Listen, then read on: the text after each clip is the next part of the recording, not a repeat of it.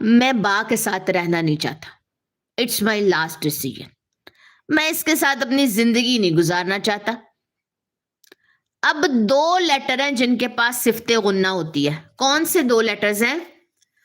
ایک ہے نون اور ایک ہے میم.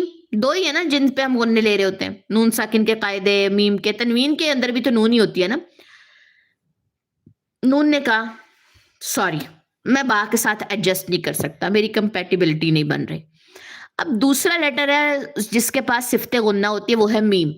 میم نے کہا اٹس اوکے، میں آ جاتا ہوں، میں با کو سپورٹ کر دیتا ہوں. نون نے کہا اٹس اوکے آپ آ جاؤ، لیکن میں یہیں پہ رہوں گی. مطلب میں یہاں سے جاؤں گی نہیں، میری آنکھوں کے سامنے آپ دونوں رہ سکتے ہو.